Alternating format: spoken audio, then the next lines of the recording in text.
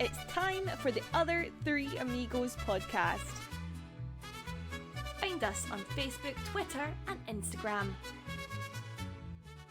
On this week's episode of the Other Three Amigos Podcast, Decky scrans his mother-in-law's lasagna. With the signing of Mpongo, are we trying to wash our hands with Seanie Maguire? We talk about the new away and goalkeeper kits for the season ahead. We ask, can the club suck it up for 2026? Decky can't contain his excitement for the fixtures ahead. And of course, we also go to your mailbag. All of this and more on this year's last episode of the Other Three Amigos Podcast. Happy Christmas, shitheads.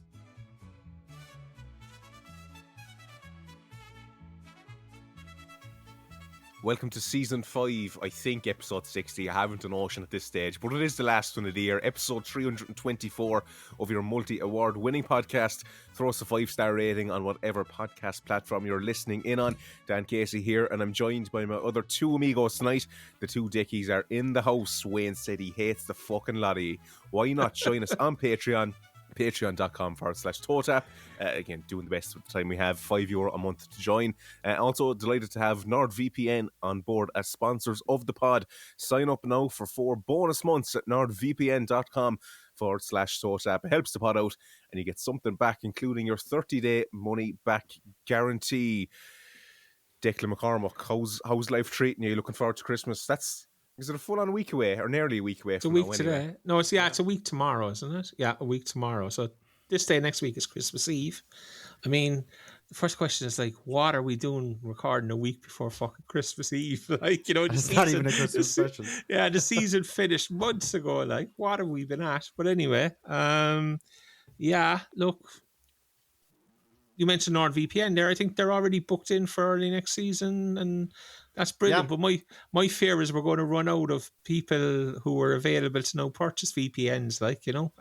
So we'll have to do something about getting the listenership up for next season for new purchasers of VPNs. I have no idea what I'm saying, Dan. I'm just off and fucking one now, right? So, well, look, the listenership is going to absolutely fucking tank next year. There's no two ways about it. It did the last time.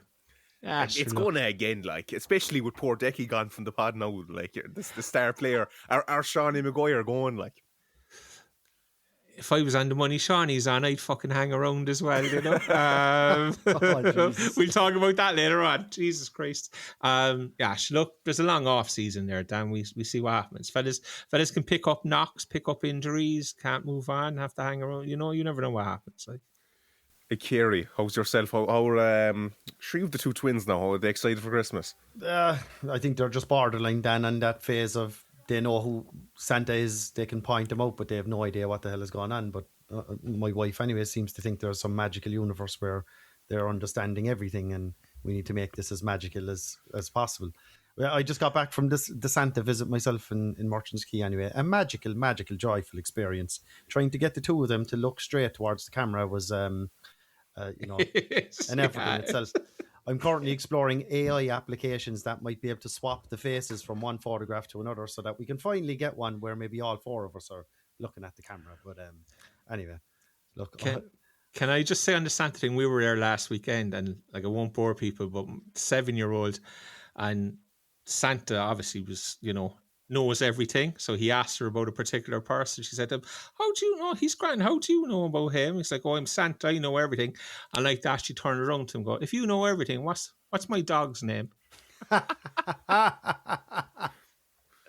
She's your daughter, right? Anyway, lad. Not easily cut out. It was just like, oh my God. Like I got one of them calls today from, you know, this is a call from Revolut. Please stay on hold. Yeah. And I put the phone onto my young daughter and she took the phone and said, hello, Santa. So, you know, the guy down the other end of the line was like, hello, Declan. Yeah, so. Oh, Decky's wife there dropping him in his lasagna. Can't go wrong, mate. This is service. 5 years I've never done this, but we're just in from work. Well, there she is waving at the camera now and everything. Hello. Oh, she's giving him a little babe as well with the tissue down the top. There we go. So he always has a box of tissues near the laptop anyway, doesn't he? Hey, I'll be on intermittently now, like, but look at that. The mother-in-law's lasagna. Don't leave the big light on, love. Garlic bread? No, just lasagna, you know, on its own. Give it a couple of minutes now to cool down. Start munching that there while we roll the Commie Watch intro. Commie Watch with Ivan Draco on the Other Three Amigos Podcast.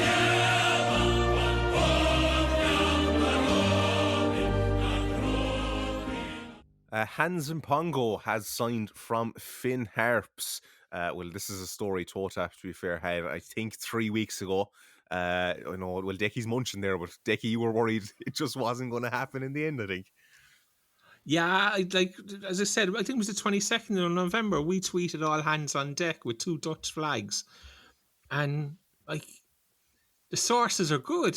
But, there is a time 3 weeks later where you're kind of starting to go, oh, fuck, I wonder, yeah, it's this hasn't quite happened. And then randomly yesterday, out it came. Looks like we've paid Finn Harps a fee. Look, Mpongo, do you know the first thing I'd say about him? He just looks like a number 9. Do you know what I mean? He looks big, he looks strong, he's well built. We've seen him score goals for Finn Harps, 6 and 15. Was it even 8 and 15? Or 8 and 15 was it? Sorry, yeah. Do you know, he was somebody we identified before the cup game. No, he didn't get a kick that night, more or less, but he's the kind of guy in the first division that you should be signing. We paid a fee for him by all accounts. It's good. It's good business, I think, It's kind of business we need to do a lot more of. There's only himself and Niall O'Keefe have come in so far, and I'd like to see a few more. Do you think that you said there it's good business? Just being devil's advocate there, and is the fact that we paid a fee for a player to join our first division squad, and he'd really want to be kind of guaranteed Premier Division quality at this stage to be paying a fee for him in our current state. Or I just thought that was a bit peculiar, undisclosed fee for getting a player from Finn Harps all the way down to Cork. It's look, in one sense it's a good thing where we wanted a player. Maybe he was under contract and Finn Harps demanded a fee and money is no object and we said, sure, grand, we'll take him. But I don't know, just what are your thoughts on him as a Premier? Genuinely asking, no, because I wouldn't be too familiar with him other than the odd time I've seen clips online and stuff. But is he Premier Division? To be fair, I'm not going to sit here and say he's a Premier Division player or he's not. I saw a bit of him last year because his name started popping up because he had scored goals quickly for Finn Harps, Watched one game before the cup final and he was impressive. And I said, he's big and strong. I think he's good with his back to goal. He's good the other way as well. He looks quick as well.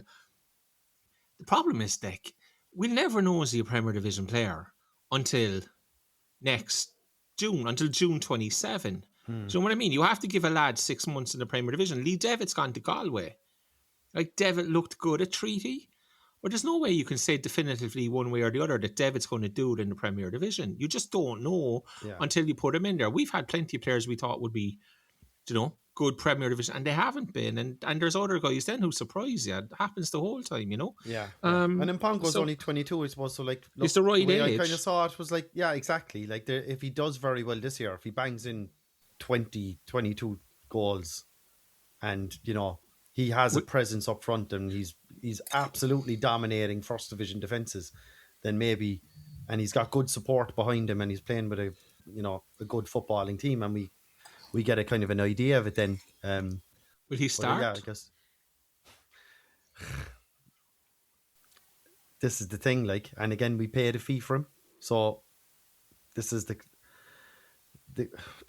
I won't say a worrying thing, but just what had me scratching my head today when I saw the whole undisclosed fee thing. And I think people need to get their heads around there's going to be fees paid on a fairly regular basis now for players in this league. Once a player's under contract, clubs are not going to just release them anymore and say, oh yeah, look, we want to get your wage off the box. Harps probably retained him as well. And they had, he was under contract, and no, we're not talking fucking, we're talking fees of 10, 20, 30 grand, I'd imagine, max 15k surely. We're going to get a fee for Evan McLaughlin when Evan goes. So I'm kind of presuming one probably goes a long way to offsetting the other, and maybe even the wages kind of offset each other, and it's not, do you know what I mean? It's come in one hand and gone out in the other hand, but we haven't actually as such dipped into our pockets. I'm only presuming that's the case, you know. No, that's actually a good call, actually. Yeah. I guess this begs the question, though: is this the end of Shawnee at Cork City? Decky, I'll leave you munch your lasagna there, Carey. Cheers, kid. Like, we saw Shawnee and Keats in pre-season training. I know the club put out that little video. I know that's. Can we read too much into that? But like, if Shawnee wasn't coming back to Cork City, and I don't know, Dan, I can't see him leaving. It wouldn't shock me completely if he went to someone like Waterford or someone maybe close enough commuting distance and whatnot. But I couldn't see him now kind of being far away from family and doing that whole thing again. Like, well, obviously he has the business with Keats as well, so surely that keeps him. And anyway, like unless the club are trying to push him out and get his wages off the wage bill, but like, that's pure speculation for me. I know bad Decky there has perked up a little bit. I don't know if he knows something I don't, but that's the only way I could see Shawnee not being around, is if the club were trying to loan him out, or I don't know, something like that. Well, there was mince falling out of Decky's gob there. In shock. McCormack, what do you know? I know, the club would never try and push a player out, surely. I mean, it would be unheard of.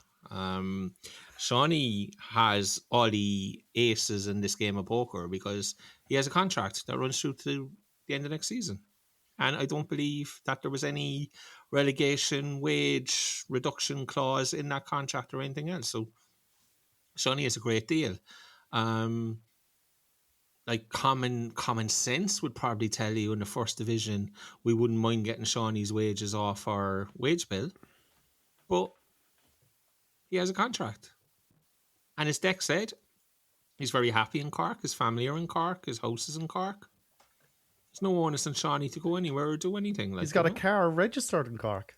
Hey! Throw back there to the Tommy Noah episode. Tommy Noah. Yeah, they don't even have a car registered in Cork.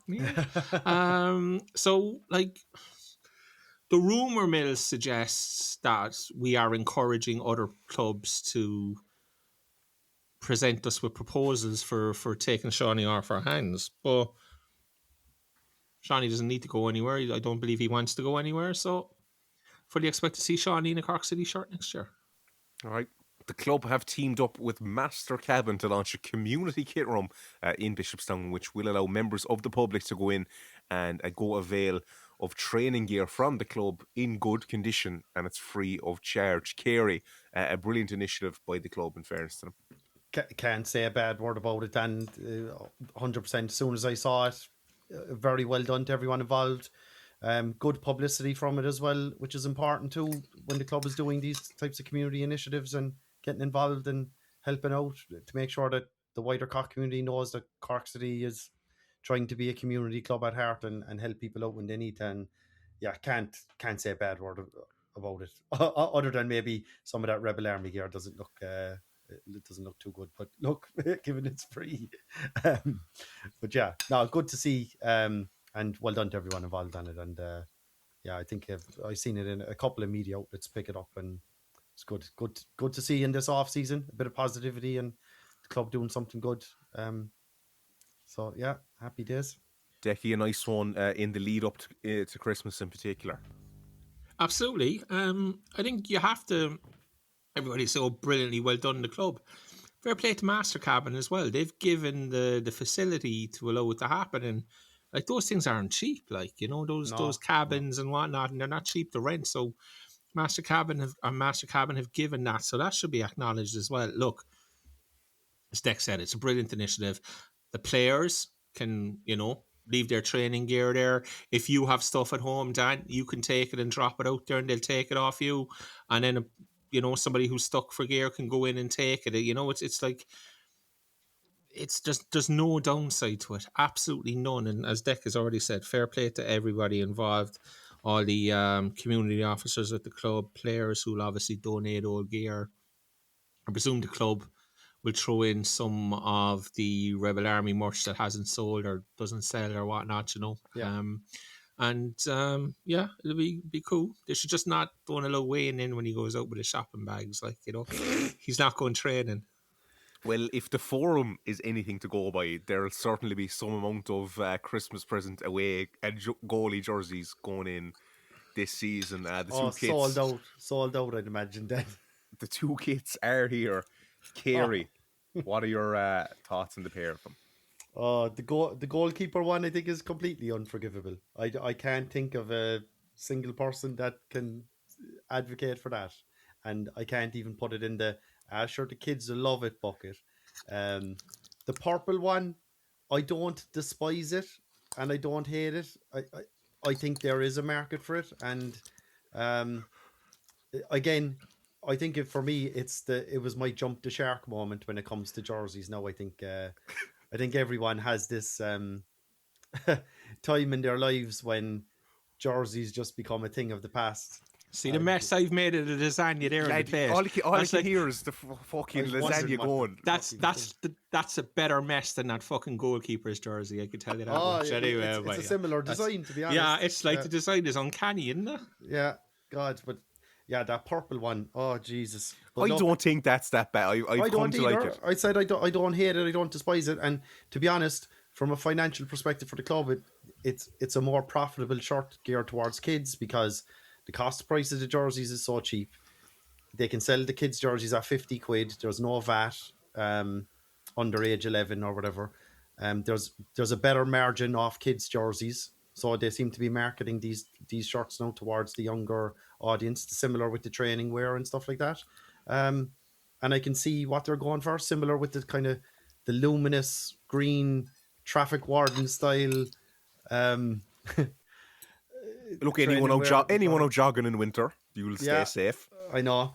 So look, I think is it a thing with kids these days wearing that kind of bright luminous stuff? I see maybe some of the clubs across the UK and Europe are bringing out these crazy looking third kits and away kits, and we seem to be doing something similar.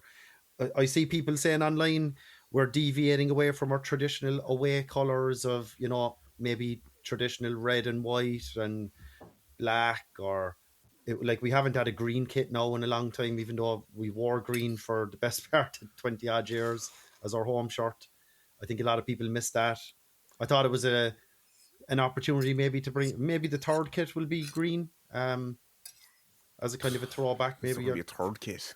Yeah, there will, I'd say, yeah. And wouldn't be surprised if there's a fourth. But look, yeah, there wouldn't be for me anyway. But look, I think I'm gone back the years now with jerseys and kind of going the more traditional, plain retro. As soon as I saw the purple one, I thought, yeah, people are going to like this, and I don't like it, and that shows how far removed I am now from understanding jersey fashion for myself, anyway. Well, the away jersey should have been the keeper jersey, and maybe a traditional for the away top. Yeah, Decky, you're looking to come in there. Yeah, look, I'm not a merch guy. I've said that every season for the last 5 years. That goalkeeping jersey is horrific. There's just no getting away from it in my world, right? I'm like Deck. The purple, the Barney jersey, is I'm okay with it. Do you know what I mean? It's different. Yeah. I'm okay with it. But the question I have, Deck, is, and I've seen it a lot online as well. Oh, we're not the target market. The target market is kids and whatnot. Why are you producing a jersey that's not targeted at everybody? Why are you limiting your target market to the smallest demographic of people? Like, kid needs daddy to buy him a jersey. Do you know what I mean? Yeah. Like, to me, if you're running a business, and you'll know this, like, yeah, you make it. Your product has to be for your whole target market, not one section of your target market. So why exclude the biggest buyers in the market? Is my question. Unless the strategy, like I said, Deck, anyway, the profit margin off kids jerseys is more than adult. So that's a fact. I'm pretty safe to say. I will throw in the allegedly just in case. But like maybe the strategy the club are going for is, look, the home one is the one that kind of appeals to everyone. The away one will be your heavily focused towards kids. Maybe the club have purchased more kid sizes and they've got data behind this to back it up. And then the third kit might be something, again, I'm hearing rumours it might be some kind of a throwback retro style, maybe to something that looks like a jersey from the early 90s. Again, my source could be incorrect, and it could be like your worries there with the hands rumour that we might be being set up. But you know, I know, like I was that never would worried happen about being to set yours. up. I know that'll never I happen. am worried about that. There's No. definite worries Well- in the Rebel Chiefs house that, No. you know, Bishopstown are turning their back, and they're trying to set me up for a fall here. But anyway, With the hands one, I was never worried that it was a setup. I was just worried that it might have been wrong, yeah, you know. shit sort. Um, yeah. I'm never to definitely set going up. to get set up one of these days, like without a doubt. So, We deserve it. The fuck Yeah, at this stage, yeah, we yeah. deserve it. yeah. Oh, yeah, I'll be extra careful though. I'll be extra careful. Right. Will we move it on? So, Damien Coleman, he's gone as our S&C coach. Decky, what do you make of this move? And do we even have someone, is the thing? I think he'd be happy enough with the lasagna I'm having there, and that'd be part of his gig, wouldn't it? I don't know whether we have is one. getting fucking more airtime than the ORC gimmick now. At this Lad, stage. fair Do play we- to do the we need mother-in-law. t-shirts? It's a grand, it's a grand, Lasagna fucking deserves it. it's a We need a grand dish, t-shirt. guys. Grand dish. Courtesy the mother-in-law. Couldn't go wrong. Fair play to her. Actually, you know, t-shirts I coming won't say, through. this has got a true story. I won't say what age my mother-in-law is, right? Because she came, she will never listen anyway. She's like, she tore her hamstring off the bone a couple of months back. A woman in her... Did Nash have her on double sessions or There's- what? I'll tell you, lad. It's like she slipped in the bathroom, tore the hamstring off the bone. She's been pushed around fucking little now in a wheelchair to do the shopping. Anyway, Jesus. what was I talking about? Damien Coleman. Yeah, it never would have happened if he was training Lasagna. her anyway, would it? So, yeah, look, he's gone. Obviously... I presume it was a case of Jer Nash wanting to get his own people in. What I've heard, what I've been told is that we've been interviewing people locally. Don't know if we've made an appointment or not. Interviewing people locally doesn't exactly scream we had a plan, or we had somebody lined up, or we had Jer had contacts to bring somebody in. It is what it is. I like people who worked with him spoke very highly of him. I know, like the night in Waterford where he's, you know, the lads who invaded the pitch and everything that went on that night. I've no issue with Damien that night. He stood his ground. He had no idea who was entering the pitch, what they were up to, or anything else. You know, I think he's quite entitled to stand his ground. Never had an issue. Never even. I don't think we even spoke about it on this podcast, but it's kind of come up in discussion lately. So, look, I saw people say, "Is that the fella who was such and such?" who when was that video squaring came up out and who whatever. was doing this. Of course, he was squaring up. He had no Yeah, of idea course what was, yeah, fellas yeah. were up to. He's protecting his players. He's protecting himself. As I said, no issue with it. Like lads, there was fucking tugs everywhere that night. Like hundreds of them everywhere that night. Like What was the word? Yobs. Yob. Was it? Yobs was it whatever. Yeah, I don't know. So look, we're interviewing. That's as much as I know. I presume we'll make an appointment in due course. That video that was released from the training, it kind of didn't look like. Now there might have been somebody there, but to my eye, it looked like David Myler was almost fulfilling the S&C role in that video. So I don't think it'd be brilliant look if we didn't have an S&C appointed for pre-season training for the pre-season, because like it's the period that defines the rest of the season in terms of strength and conditioning. You get your base in pre-season, and then you just work off that base for the rest of the season. To do that, you should have an S&C. Now, people who know me like to be pissing themselves at the irony of me talking about S&C coaches and whatnot, like, you know, but it's how it works. Like, so I would hope that we have one in place. Jeez, the future Ireland manager will have some amount of strings to his bows anyway by the time he gets in there.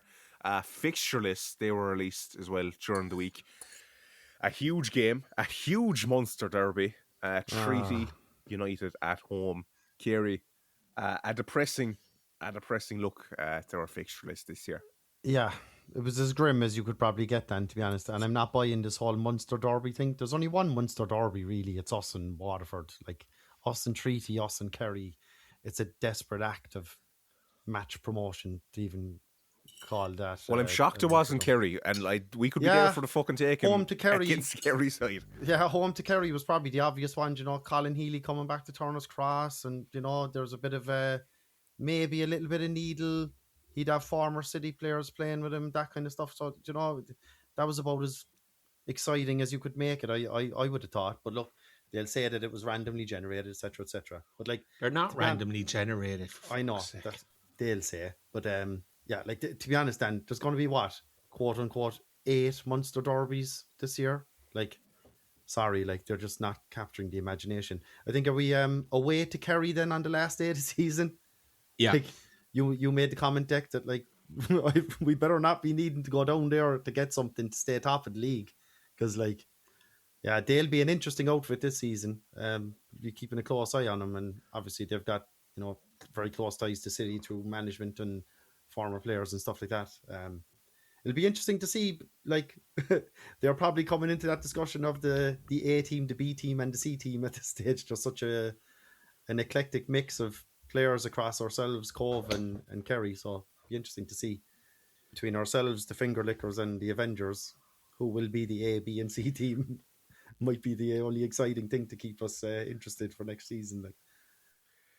Decky, any game at all you're looking forward to next season?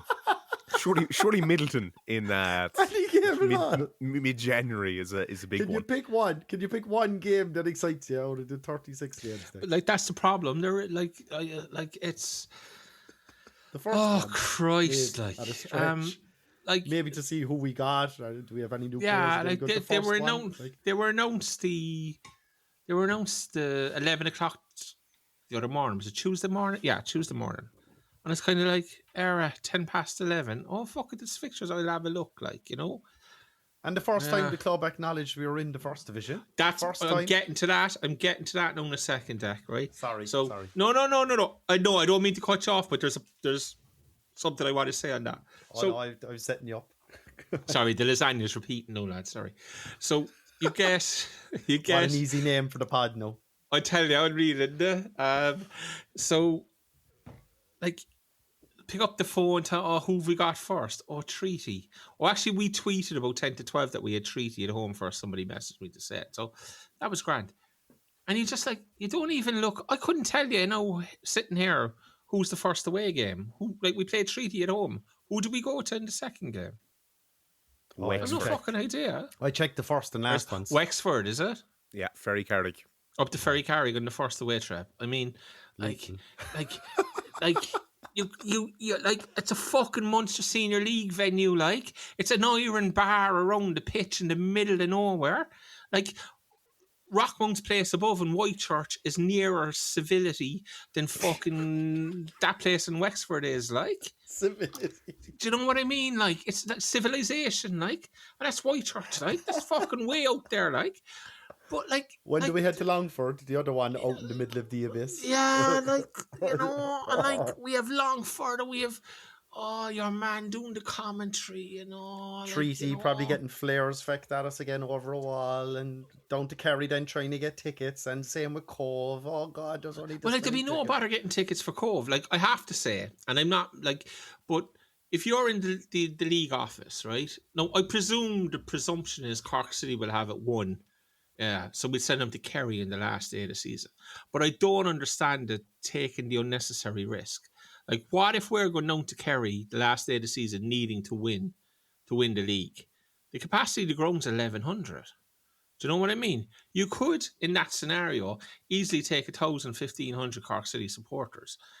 You can't now. What if Kerry are going to try and win the league at home to Cork City last day of the season? I don't understand. Why take the risk? And people will say, no, he's absolutely picking on anything. But to me, there's just a bit of common sense. If you're sending us away on the last day of the season, then presume that we need to win that game, or we need to get something from that game to win the league. So send us to a ground that can hold Cork City supporters. Which one? Which one can hold Cork City supporters? Longford. At loan. Longford at loan.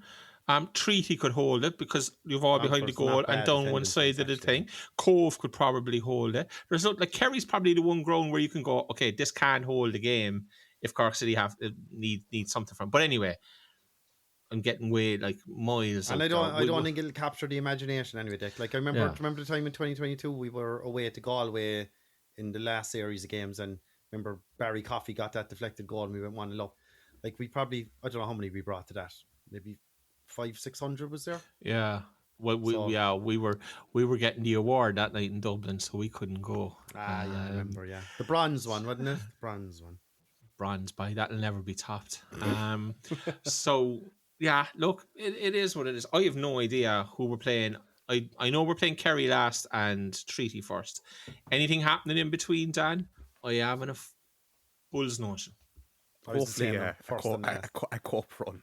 And it was never that way. It was never that way because it'll be like, okay, when are we playing Shams? When are we playing Dundalk? When are we playing Bows? You know, Jesus, like I saw Dundalk's first 5 fixtures. Let me think now. They're away to Shamrock Rovers, then is a St. Pat's. No, they've Derry at home, then I remember looking at their 5 fixtures going, Jesus Christ, that's an incredibly difficult start for them. They could lose 4 of them, Kilduff's under pressure. And then you're kind of going, hang on a second.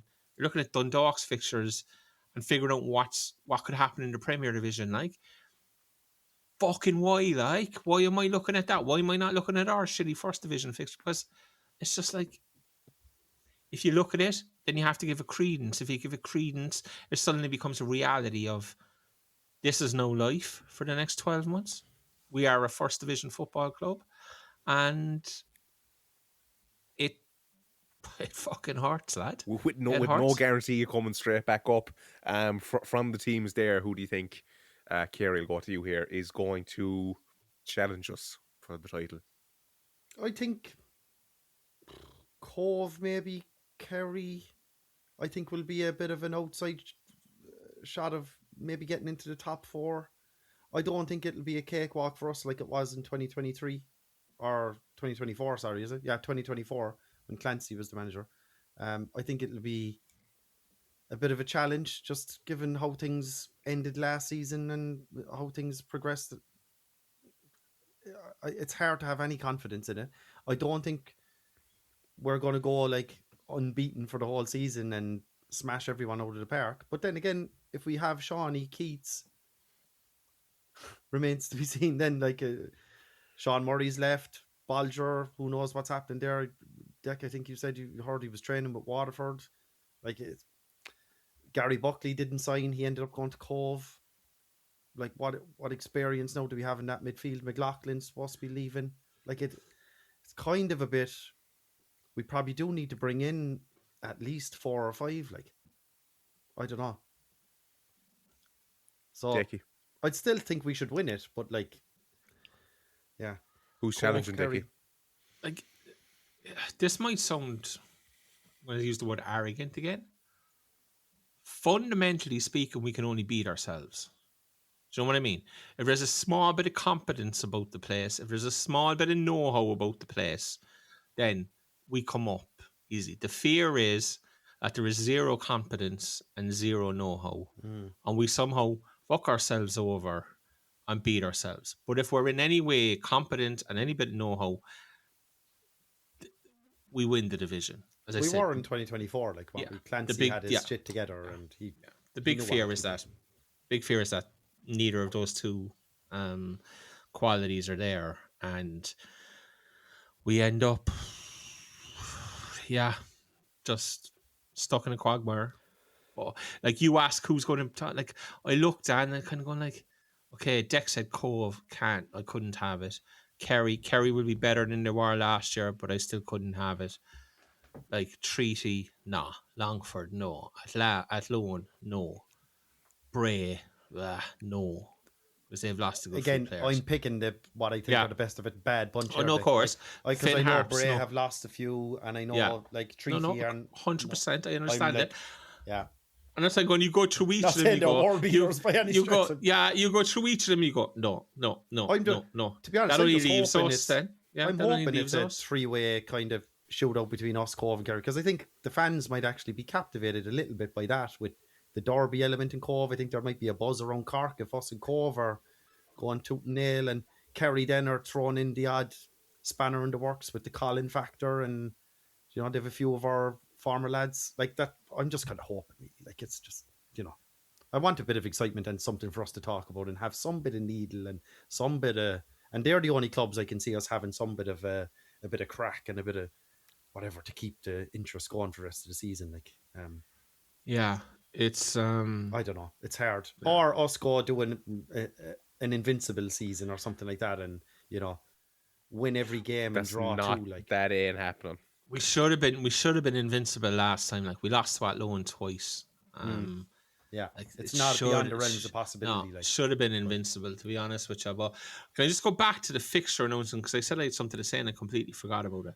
We sat here, I'm going to say 2 months ago or so, and it was just after we had been relegated, and I was banging on about the club's social media and are they ever, you know, are they going to acknowledge it? Are they going to acknowledge it? And to be fair to my learned friend, he said, I don't think they ever will, Deck. Just when the fixtures are announced, they'll put up a graphic and that'll be it, but they'll never say anything. And I went, no fucking, there's no way they'll do that. There's no way they'll do that. They'll definitely acknowledge it. Once again, it turns out my learned friend was bang on the money, you know, on point. That's all they've done. They never acknowledged it. The night before the fixtures came out, they used First Division in a graphic, and the day it came out, I was like, here's our First Division fixtures for next year. And that was it. And I was like, first thing I thought of was like, fucking Carey was right again. Like, you know? I wish it was me that was right.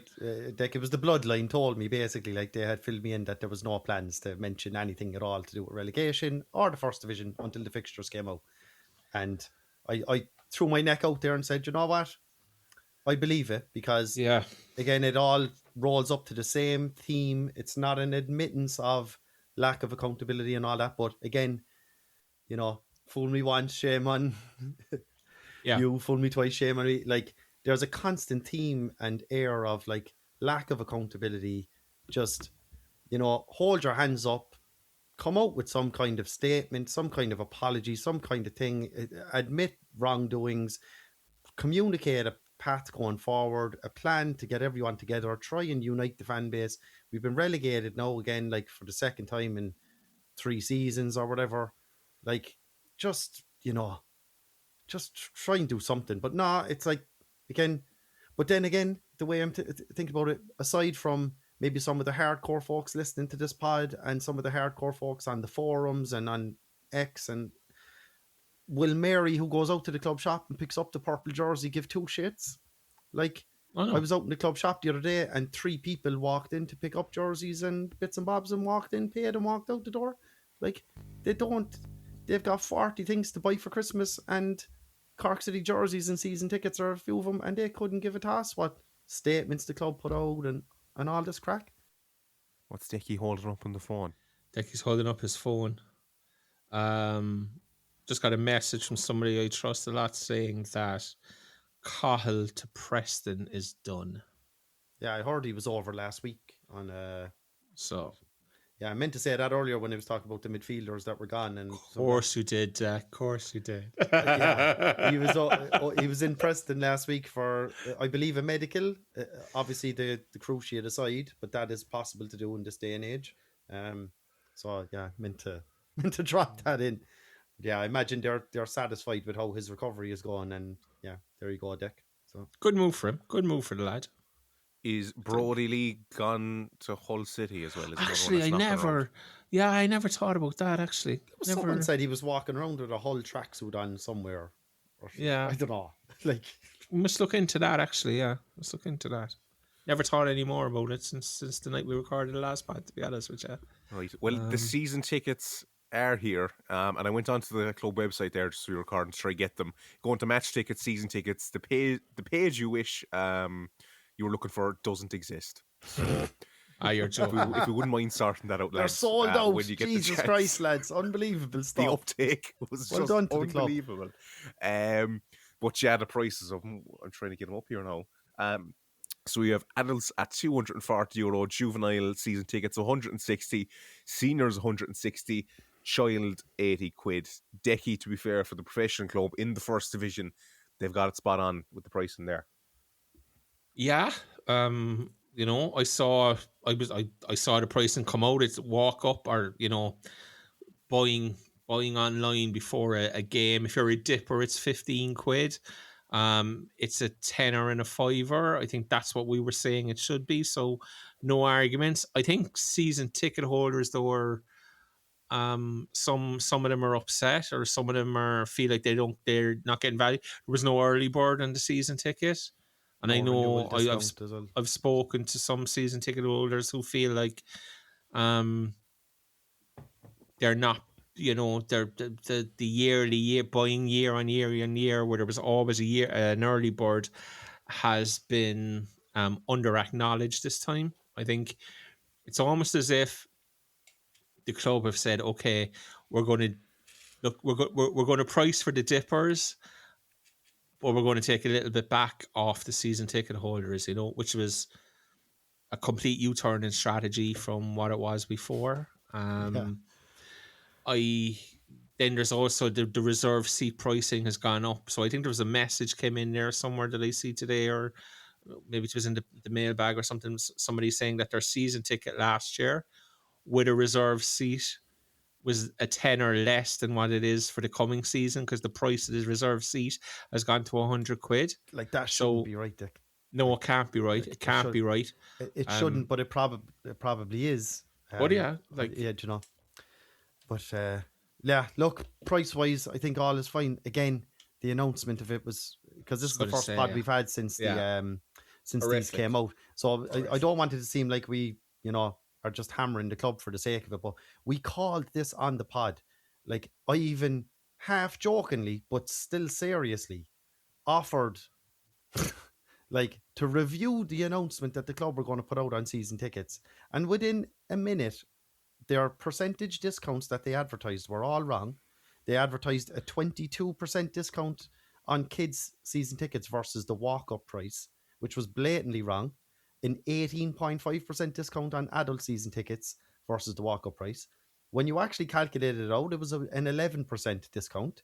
So they falsely advertised the discounted price, which I'm sure a lot of people just took at face value and said, oh, geez, that's brilliant, a 22% saving here on child season tickets, and probably bought them based on that.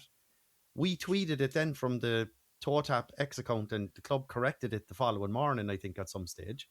Like, how long did they have to craft this season ticket announcement, pricing?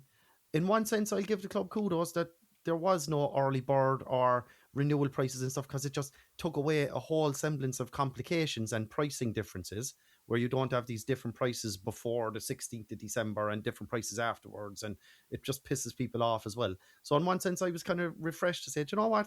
Single pricing, that's it. I think you have to cut the cord maybe sometime on these renewal discounts and early birds or whatever. So look, it's a strategy I actually agree with. But this just nonsense about decimal points and discounts, and it's just a complete defensive mentality of like, let's give the decimal points of how much they're saving versus this. Like, just put in the euro amount, what Joe Bloggs actually wants to see. Here's how much it will cost for a season ticket. If you wanted to go to every game individually, this is what it would be. Like, end of story. And I just can't understand year on year why we overcomplicate these announcements and then have to go back a day later and fix just such easy mistakes. And someone said, I think they said that it was a copy and paste from the season ticket announcement in 2024. It was from the early bird. It was from the early bird. The early bird in 2024 or something, yeah. Or early bird last year. Last year's early bird. In all fair, like you said it there, like whether the club was waiting for that whole Dundalk licensing thing to play out or not. You have an if this or that situation, and you just bloody pull the trigger and be prepared and ready. Like, it's unforgivable stuff. Like, what club in the world puts out their season ticket announcements with blatant errors and mistakes, and we do it every fucking year? Like, I can't get my head around it. It's just mind-boggling. Why we overcomplicate this and make this job the most difficult thing in the history of League of Ireland football, and it's such a simple thing. I just can't. Some of the lads here know that I buddies with and stuff like that, because I go on about this every year on different group chats I'm on and stuff like that. And one group of lads I'm on a group chat with actually said, "Oh, can't wait for Declan Carey Day, like when the club announced the season tickets are out and what mistakes will be made to wind them up." Like, and I actually think it's a blatant wind up at this stage. It's the only logical explanation for it. Rant over. Right. Decky, care to jump in, or are we done and we're heading for the mailbag? Yeah, we'll head for the mailbag. I'd just say, like, when you're copy and pasting from one year to the next, make sure it's like there has to be QC, there has to be quality control, there has to be check it once, check it twice, check it 3 times. Like, do you know? Like this shit these days, and it's copy and paste in. Stick the numbers into ChatGPT there and see what they'll spit back to us. And ChatGPT doesn't have a clue what it's talking about. Like fucking hell, it's the League of Ireland. Like, it's not rocket science. The problem is, I think if they had realised it was gone, they would have went for a 20% reduction. Like, probably, yeah.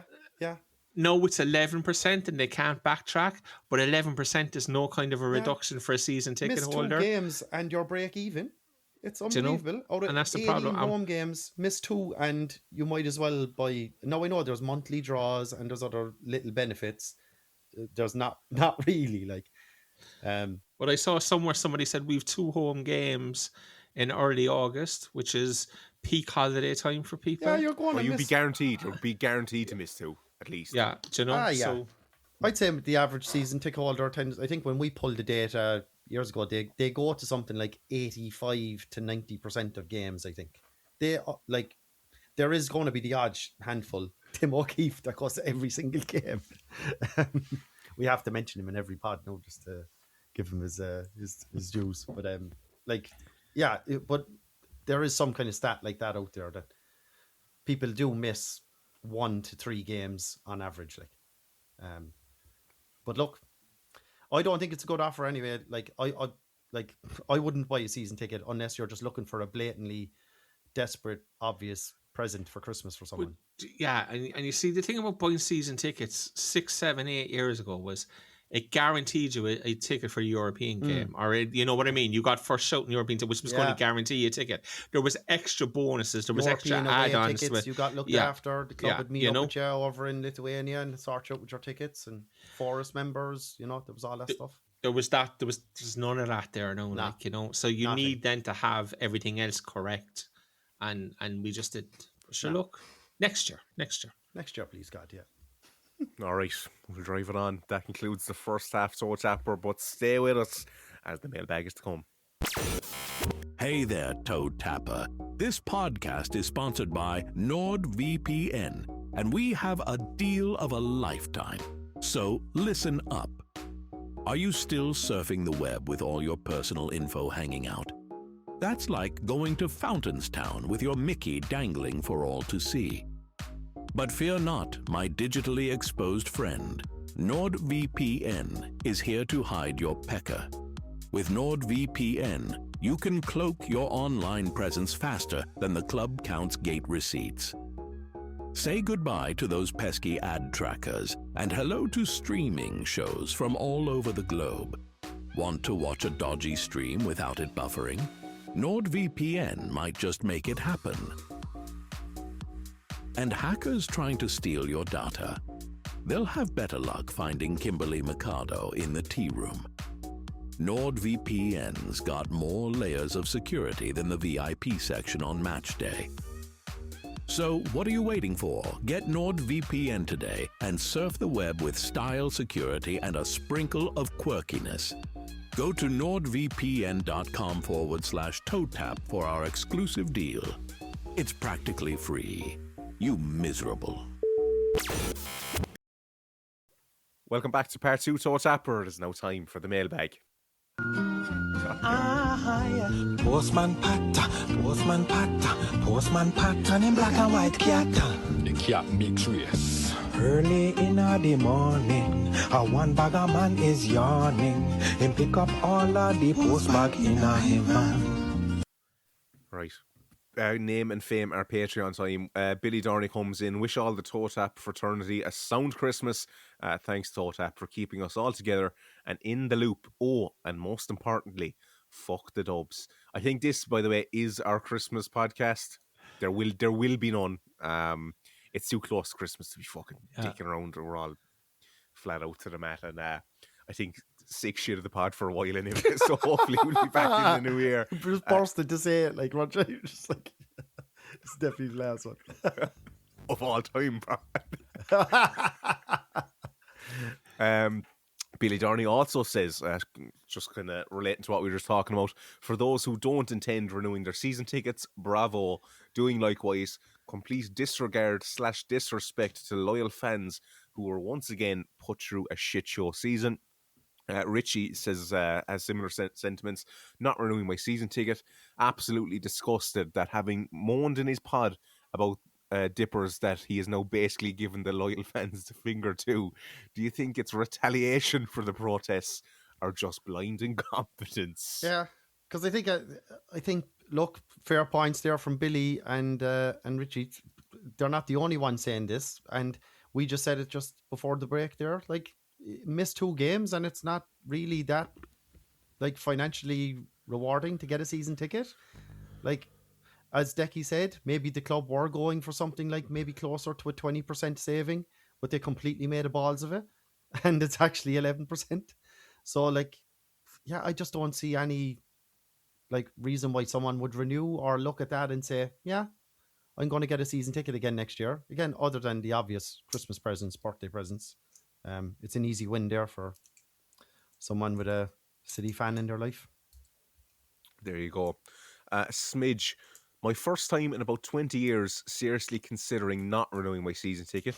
It's more expensive this year than last due to the lack of early bird offer / renewal price and doubling of reserved seat costs. €330 I think was my cost last year to €340 this year. Ridiculous lack of acknowledgement or appreciation for loyalty. It's almost like he wants to make us all dippers. That is like, if that is the case, that's scandalous. How can his ticket going from Premier Division to First Division be €10 dearer than last year? Like, that should never happen. That is just something that maybe just slipped through the cracks as people looked at the season ticket announcements and stuff like that. But look, I don't doubt you, Smidge. But like, that can't. Like, surely that can't be right. How is he paying a tenner more than last year for the same ticket? Make it make sense. Jamie Foley, a bit of a long one, but where do you think the club can go / should go from here? Between relegation, fans and club divided, poor season ticket pricing, awful jerseys, and barely any signings to try give us some excitement for the Graveyard division. Look, fairly open-ended there. Decky, is there any way they can get fans back on board? I think we've talked about it now. No. There's probably no hope for the ownership at this point. I don't think so. Not this season. Not this season, because and what's going to happen is no matter what they do this season, they could win the division by 30 points, and people will just go, "Fucking First Division, like." Do you know? That's what they expected, like. Yeah. If they win it by 5, it's going to be, and they should have won it by 30. If they don't win it, then it's just like, you know, all hell breaks loose. So they're in a no win, and like I would imagine, they're already tearing their hair out in Bishopstown, listening to stuff about season tickets and those 3 messages there back to back, especially Smidge's one, where they'll just be looking at each other going, "We can't fucking win here. We cannot win here.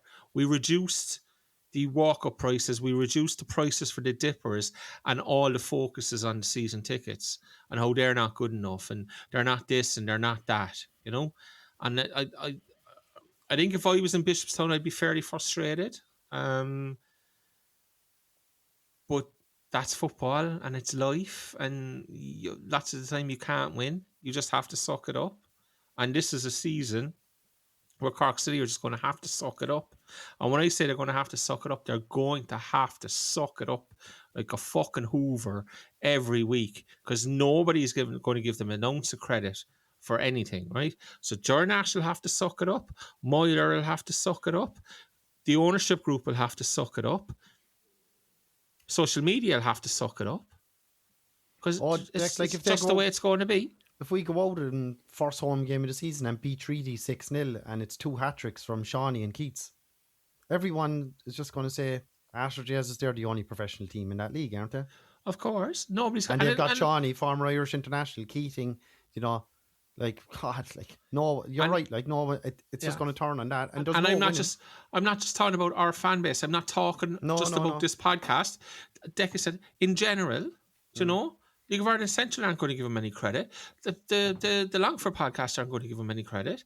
You know, the other pods and the national newspapers, I mean, it's all going to be written and spoken about from the point of view of, should they have to win the first division? Yeah. Like, We've a multi-millionaire owner. Yeah, you know, we're fully like, professional.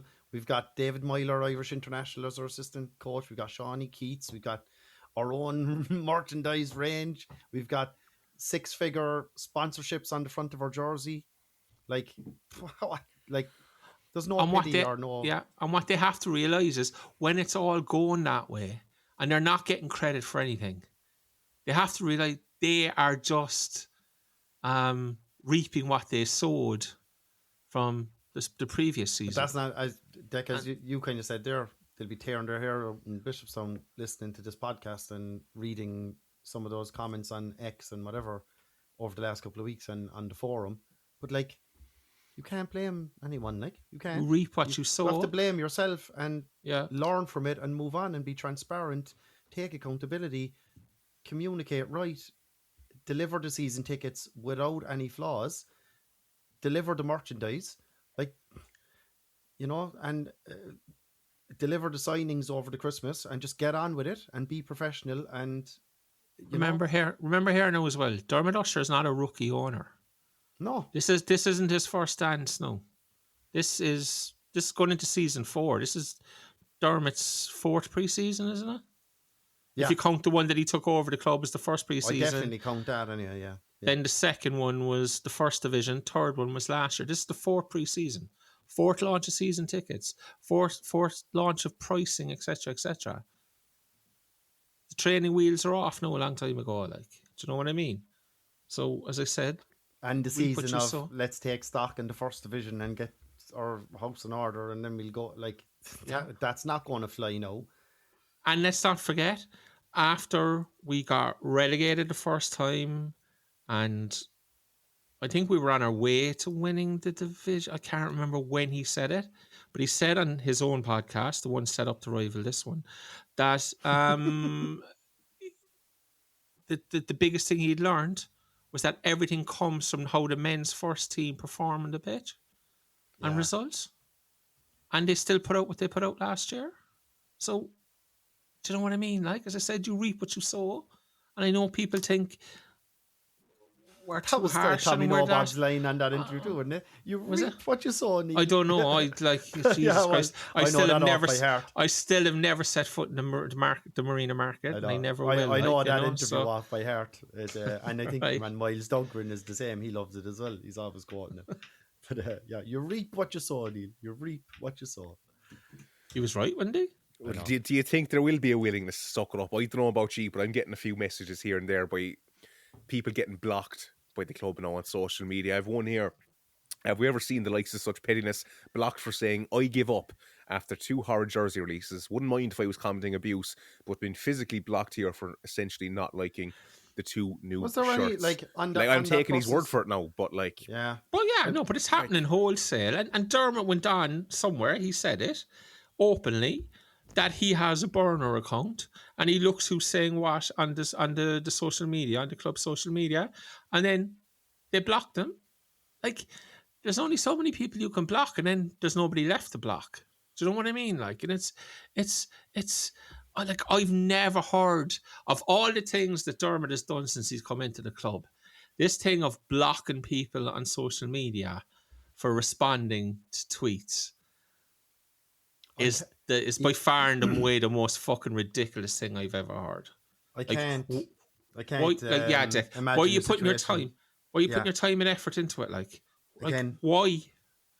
I can't imagine a world where that is true, where he's on a group chat with whoever runs the social media accounts and he's screenshotting a tweet and then going in saying, block this person there. Like, if that is happening. Well, I can presume I think he's doing it himself. I presume he has access to the men's club's social media. Why? Like, people are being blocked. Dan was blocked. People will say now when they're listening to this, oh, Declan Carey had access to the club's Twitter account, so when he put out the odd tweets and whatever. And it was Dave Gary as well, by the way, who tweeted the high Legia one. Hi, Dave. But like I set up those Twitter accounts. I was the webmaster social media guy before I joined the board, and I was in different committees before us and stuff like that. And like, yeah, I had access to the accounts, and I helped out Howie as a volunteer when I was on the board and whatever. But like he like for a fella that said like he you know he lets the staff do their thing, and he just steps in and pokes maybe where they need to be improving and all that. Like, I can't believe he's either even logged into the club's Twitter account or screenshotting tweets and telling people at the club, block this person, block that person. Like, if that's happening, like it is happening. But what if I he was one of said those people out in Bishopstown, that was my job. I would be hunting for any other job that equally pays or pays slightly better than like taking messages off a fella to say block this fella there. If that was what you were doing in your 9 to 5, if what Dan says is correct and it was for a fairly innocent, what did he say, Dan? I give up. Yeah, I give up. Like, oh God, like unless they were swearing or like being. Sure, he's blocked for a fucking chicken gif because we he got blocked for the chicken like. gif. Yeah, we know this is happening. Like we've seen the screenshots. Like Dermot, as I said, Dermot went on somewhere and said it. That he does it because he's not willing to have negative interactions on the club's social media account. So he said himself it's happening. There's no doubt, but it's happening.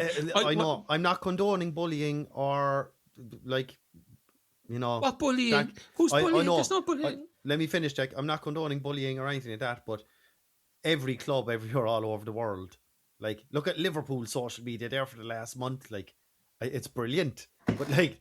The stuff about Salah and Slot and all this, like it happens every club when they're going through bad patches. It's just this is football, unfortunately. Like it's a part of football. Cork City are not going to be the club that stamp out this kind of like negativity on social media and whatever. Like X and Twitter is a cesspit at the best of times anyway. Like, but this was Instagram, the I give up comment as well. It wasn't even Twitter, like. And then blocked on Instagram, is it? He was blocked on Instagram. He left a comment on Instagram and blocked on Instagram. Yes, I don't know. So it's happening all over. Stop. Yeah, I just can't get my head around why you would put the time and effort into it. That's what, like, life is busy. Things are happening. Like there's a million and one other things people can do rather than scroll through social media to see who's to be blocked from a fucking football club social media accounts. It's football. Like have you seen the heading on their Facebook? The official Cork City FC page is a public forum, but comments and or language that we deem offensive, and it just cuts out there. And it's offensive spelt wrong. There's no E in it. But like that's where the focus is. It's not home of the Rebel Army. Well, I guess that's like. Did you see? Was it Athlone put out that video of the kids St. Joseph's under like that's like, in fairness, what a clever way of making the first division fixtures anyway interesting, like, and a bit funny, and like fair play to them. Like, we're taking ourselves far too seriously this last couple of years, and that's the Yanks. Athlone social media is going to be interesting this year because it's been It's been run by Americans. After your man, I can't what's his name, Nick. When Nick took over, he engaged an American group to run their social medias. And I didn't know that, but I noticed they used the Fox Sports. Yeah, and that St. Joseph's thing, what they did there is a very American thing. I've seen it been done by American clubs before, it was brilliant. And the some fact stuff works and some doesn't. That worked. I'm sure they'll put their foot in it in other times in the season. The fact they called us the Titanic, like, is just, it's so on point and so apt. Like, but our one was definitely like, Jesus. Might actually go on and rob them for next year and just start calling the clubs what the lads are after calling them, like, we have to call it something like. So we're going to the fences. We're away to the fences in the second game. So Dan, Oh God, the Harp Kings were. Harp Kings, yeah. We're the Titanic. Like, I mean, couldn't be more on point. Fair play to them. The 10-year-olds know. I prefer the finger lickers and Avengers now, to be fair. See what sticks. James Greenham on our Twitter question says, anyway, can we just fast forward next season and not have to do it? Nope. Okay, bye. Colm Nolan says, what would you like to get Dermot Usher as a secret Santi present? Who would be the toughest toe tapper to get a present for? Happy Christmas, lads. ORC t-shirt for me anyway, if he doesn't own one already. And Will we know I'd the three say fuckers who bought him? Like, so. toughest person to he could have bought it through a burner account probably. And then toughest thought ever to buy a present for, definitely Declan McCormick. You can't make that fella happy from one end of the week to the Lasagna. next. So definitely going with him. A good hearty dinner. If you got one of my lasagnas, cooking with Carey, I mean, you know, I make a mean lasagna. As we're looking for content for next season, like, so. I mean, cooking with Carey could Don't become a put regular. ideas in his head. Become a regular. No. He'll be Just a going t-shirt on. and that. Going on like Ramsey or so. Oh no. Gordon Carey. Yeah.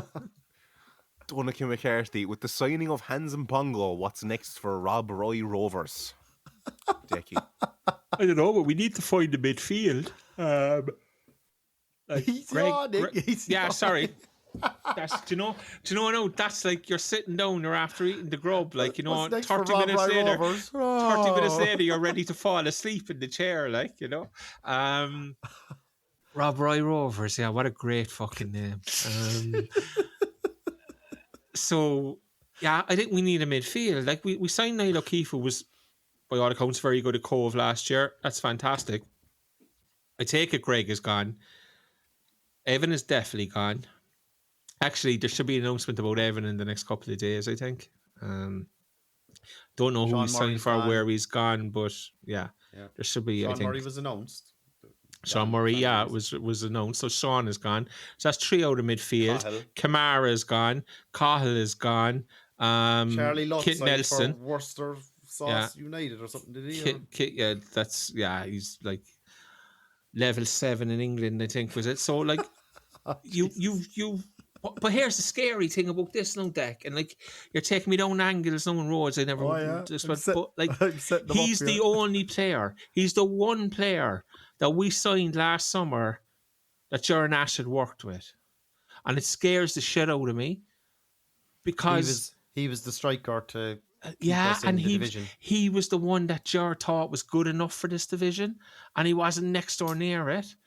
Like so it just Shawnee was only coming back from injury around that time. Keating was out for the season. We had no one really up top. You know, it just shows how little Jar understood about the division and what it took to be a player in the division. And like it scares me, like, and we have to sign midfielders. I've just listed, I think it's the 6 midfielders we've lost. We've brought in Niall. The plan by all accounts is for Dara Crowley to play central midfield next year. So Dara and Niall are head up now, Jack, head up. Take it out of your hands. So you've Dara and Niall as a midfield of 2. I don't know what formation we're going to play, but Josh Fitzpatrick one side, or will he be a full back? Like, we're just short. We're massively short of bodies in the middle of the park. Short of bodies in the middle of the park. It's Christmas. We're back in pre-season, no and all. Do you know what I mean? You can see them on the grass. They were doing a little bit of ball work, a little bit of thing. We play Cove. Sorry, not Cove. We play Middleton. Is it just? Did you say the 17th of January or something, Dan? 16th or 17th. I think. Yeah. I think it's January. Do you know what it is? It's 4 weeks tomorrow night. Where's that game on? Is it in Middleton in Knockgriffin? Yeah, we had something like that a couple of years ago too, didn't we? Pre-season played Middleton down there, I think. And the Munster Senior Cup is always the first game of pre-season these days. So it's 4 weeks away. No, it's the Munster Senior Cup. Nobody gives a shit really, unless we lose and then we'll hammer them like we did with the fucking shopping centre 2 years ago. But you know, there's still like a need to build in pre-season, and we don't have the bodies in. And like we were told that, you know, and there was something from Jaron Ash yesterday and Sean McGuire and Shawnee Murray's statement around that, you know, we've plenty of players under contract. And I was going like, lads, we had this discussion last year about up top. Are we going to have it now about midfield for the fucking coming season? Like, because we're way down on bodies in there, like way down on bodies. So we were told we were signing players who were young and wanted to be here and homegrown and all this. If we end up bringing in 3 or 4 lads on loan from England in January, it absolutely would be the complete opposite of what we were told was going to happen. But, you know, I think we should actually snip that, Shamrock Rovers fan style deck, and at the end of January, then when we do our first pod of the season, maybe or very early February, compare it to what the actual situation is. Yeah, It'd be very because interesting to check. It would be very interesting because I said this last year. I think anything that was said last year was said at the time just to get out of the situation that we were asked about. I don't think it was indicative of long-term thinking or anything else. I could be completely wrong. Time will tell. But like, it's so contradictory because you look at the league and say we can't not win this league, and then you look at the bodies that have left and who have so far haven't been replaced, and you kind of go, well, how can we win a league when we've no fucking midfield in the building? Like, we have time, but I would have expected more to be done by now. Connor K, what does everyone at Toe Tap think of our new Strikers music? Is it usable audio for next season's pod? Hands and Pongo, in brackets HKM. He's down as the artist on Spotify. I'm looking at here his most popular song, Convo with Christ. Look, he couldn't need it going into this season. Heart Cry, There's Thinking Lately, Statement, Reality. These potentially Toe Tap pod Is it the same hands though? Is it the same hands? I think it is, yeah. So he's a recording artist. This is pretty cool. No, I didn't know this. Like, yeah. He's a what is he? A singer? Just look up HK or rapper. I did have a listen earlier. He's actually. I thought it was a doppelganger or something. He was saying, I thought, no, this guy, my HKM was like a modern singer that I don't, or artist that I've never heard of, and he was just a doppelganger. This is actually him. I just opened up the Spotify. It is him. If you go on his Instagram, he does music on there as well. So there you go. Have a listen to Toe Tappers. There's be jingles. Content. We were fair play to hands. Right. Fair play to hands. He has a blue checkmark verified artist. 612 monthly listeners. That can help. Fair play to you, Hans. Well, Hans is about to go up for December now when all the Toe Tappers tune in. So, fair play to you. Jesus. Right. You should set up an affiliate kind of thing with him, like NordVPN. Carey's mad for the money, boys. He can't fucking. I tell you, mate. These fancy microphones don't pay for themselves. We'll affiliate. Yeah. That's amazing. That's cool. Oh God, yeah. More credit to. He's going to get absolutely hammered if we're not winning that league title next year. And he releases something like hammered, like it'll be like the McGlades. He's a better DJ than the soccer player. Like, go away now, lads. There was never a truer word spoken, was there? Absolute own goal not signing him. The club didn't even make a phone call to him apparently, and like that just shows you how little they know about the legend that is the greatest dub to ever associate with the club, Dylan McGlade, Esquire. Stephen Beattie says hello. Damon Richardson. Yeah. Happy Dogmas. It's a Donny from Dogger. Maybe not City related, but it's not Doggin related either, lads. Don't worry. Thanks for the but can we talk about the great work Colin O'Brien done at underage level for Ireland? Would you take COB as our new boss? As or I presume he means if to say he's let go by the FAI. I take him in a heartbeat. Carey. Oh God, yeah. Immediately. I don't know the ins and outs actually of what this whole departure of the FAI is like. Is it cutbacks? Is it him? It is cutbacks. Wanting to leave? Why would you cut back one of your more successful underage? Who knows? No, somebody said that they've been told to reapply and whatnot. There's a lot of them. There's a lot. You break the employment as well. I think and all that, you know. I thought that ship sailed a long time ago, especially with the WRC and all that. If there's a very clear, obvious way of you're manipulating the fixed term contract. Okay, sir, I don't know. I just threw that in myself. I just threw that in myself. Yeah, I don't know. Yeah, look, no. I saw a case a few years ago where a company did that and the guy won the case or something. But anyway, the like lads, it's mad. Like Colin coached me 30 years ago. Like, you know, it's mad. Like, fuck me, like, you know, would you take him to City? Of course you would. I'd have where you were no Deck, and he's lowly footballing position that he is. Yeah, you know, but no, to be fair to him, he was only 17 that time, 18 max. Like he was he was top class coach. Like, you could tell, you know what I mean? Sometimes you can just tell a guy, you're not going to tell that he's going to be an Irish underage manager, like, but you knew he was going to be a very, very good coach, like, Yeah, all those lads that played with him in 2002, 3, 4, 5, 6, 7, like, all say the same thing. It was inevitable he'd be a top class coach. To answer the question in the mailbag, good God Almighty, start tomorrow. God.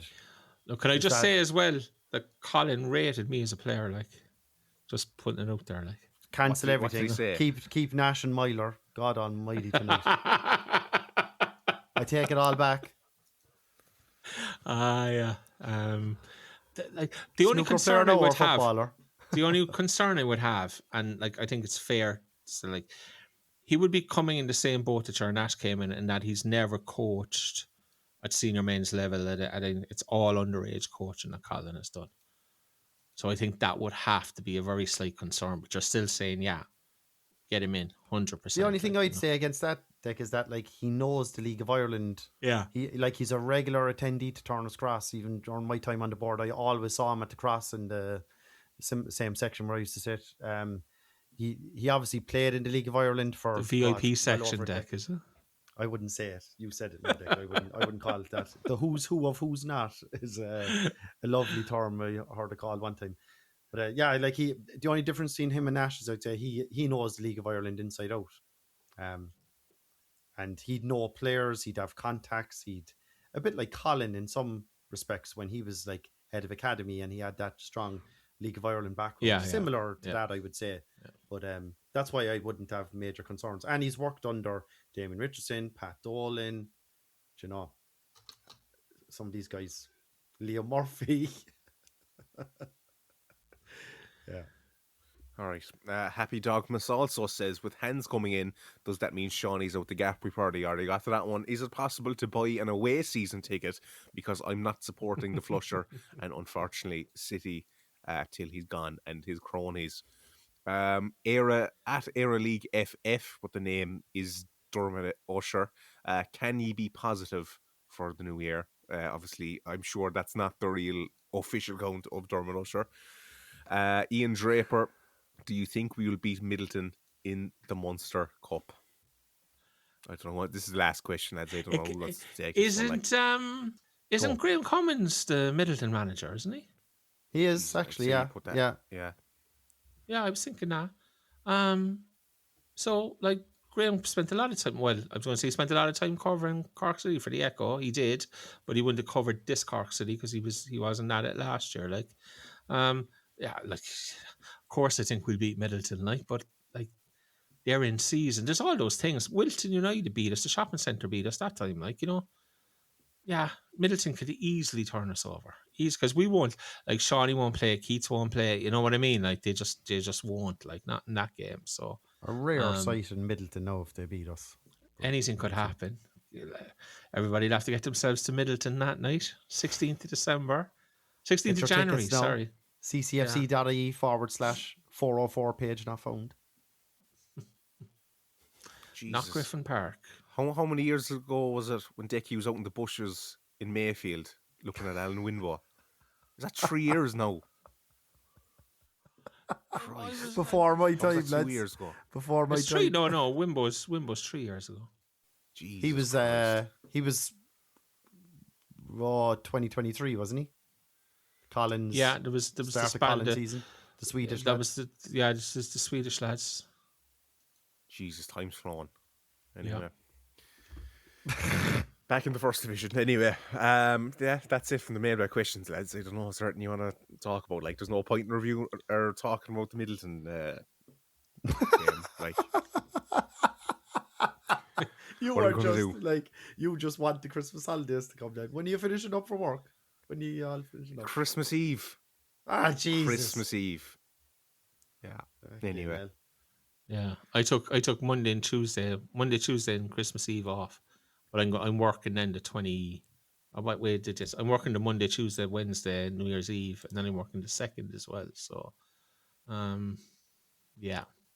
There's no days off anyway, lads, with a 2 small 2.5-year-olds. Exactly. Give it a little, take a little. I won't ever say what I do, but country'd fall apart, I reckon, without me. Look. Oh yeah, the third thing, the thing is back. LOI TV is back at 99 quid again. They kept the price point. I would encourage people to buy it. It's 99 quid. Support the league, support the project. Go out and do it. All I'll say is I hope the league don't play a chicken and egg situation deck with it and say, oh, well, if we get the support and people sign up for it, then we'll improve the service. No, have a good service. Make sure the clubs have proper connectivity, testing, and make sure it works. And don't have situations where fans are missing full halves of games and just please, there was very, very, very little of that last year, to be fair. It's still a bit of almost, wasn't there? It was almost non-existent. It was almost non-existent. There was a couple of, you're going to have a couple of things technology-wise anyway, but ours drops down now. Ours drops down now again this year, because we're not a Premier Division club, so we don't get the support from whoever the crowd are, so it's back to one camera now and that kind of stuff as well. You have to have a minimum of 2 cameras. What do Cork City not get a cut of if you put down your favourite team? Yeah, they do. Yeah, they do. If people don't want to do that, then that's completely up to them. Put down, yeah. No, I wouldn't be. Not that I'd be encouraging that type of thing. No, that's petty. That is petty. No, you're laughing. Petty's kept this pod going. Pettiness has kept this pod going the last. I will 100% put Cork City on mine anyway. I would never. I'm not saying Cork Peter. City fan, you are? I would never deny them. I would never deny them. You know. Was there questions on Twitter, Dan? There was other questions there. I definitely saw stuff about fucking wrestling the two Johnnies and things like that. Where was that then? On Twitter. Are you sure? Well, I had the X up here, unless it just didn't load. 100%. It was your man Colm Nolan, Scotty's buddy. Oh, sorry. He replied to his own comments, so I didn't see it. This is the last one. Colm Nolan. Who'd win in a tag team match? The two Deckies versus the two Johnnies. Casey could be Paul Heyman. Thanks. Jesus, lads. I'll make this relevant for you, Deck. Not since the Mega Powers, Hulk Hogan and the Macho Man joined forces, I think, has there been a greater force than good and bad Decky. We have the Spider-Man gif and all where we're looking at each other sometimes when we're exchanging roles. Sometimes I'm bad Decky, okay. There's no good and bad Decky. There's just two bad Deckies. What's this? Episode 5 of the Two Deckies podcast? There's the two Johnnies. Sure, all those lads do fucking talk about gay. I don't understand. Our live show was way better than any of their live shows from the clips. Do you know the best thing about the two? And I haven't listened to it in ages, but anytime I see your man Noel Furlong on a clip or a video or somewhere else, I think he's fucking very funny, I have to say. They do the character work better than their normal personas, to be fair. Yeah. The D4 Dad one is good as well.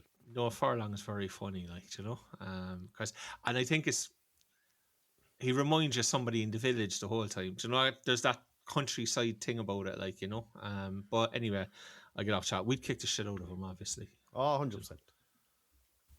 Right. They're only minor tip hurlers, Gee, it was even one of them was a minor tip footballer. Even wasn't even a hurler. Oh, was it a footballer? Was it?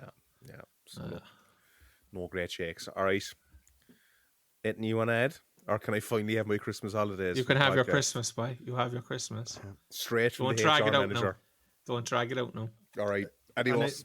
I have to finish us out with the closing song, Dan, for the weekend that was in it. Is this HKM? Cero Miedo Amigos. Happy Christmas, folks.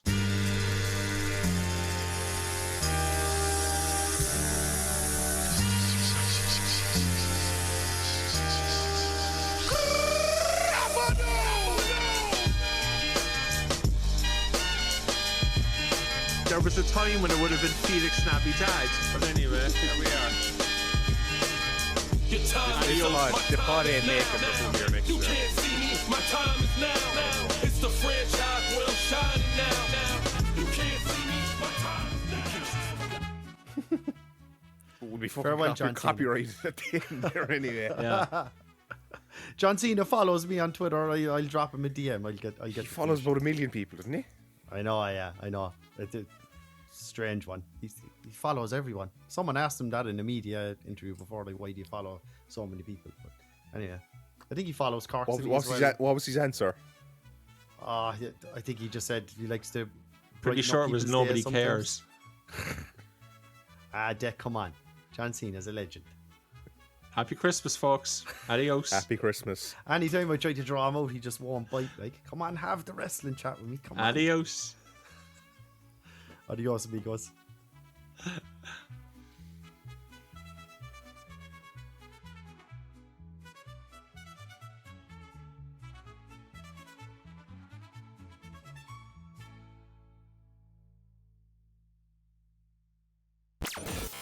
Hey there, Toe Tapper. This podcast is sponsored by NordVPN, and we have a deal of a lifetime. So listen up. Are you still surfing the web with all your personal info hanging out? That's like going to Fountainstown with your Mickey dangling for all to see. But fear not, my digitally exposed friend. NordVPN is here to hide your pecker. With NordVPN, you can cloak your online presence faster than the club counts gate receipts. Say goodbye to those pesky ad trackers and hello to streaming shows from all over the globe. Want to watch a dodgy stream without it buffering? NordVPN might just make it happen. And hackers trying to steal your data? They'll have better luck finding Kimberly Mikado in the tea room. NordVPN's got more layers of security than the VIP section on match day. So what are you waiting for? Get NordVPN today and surf the web with style, security, and a sprinkle of quirkiness. Go to nordvpn.com/toetap for our exclusive deal. It's practically free. You miserable.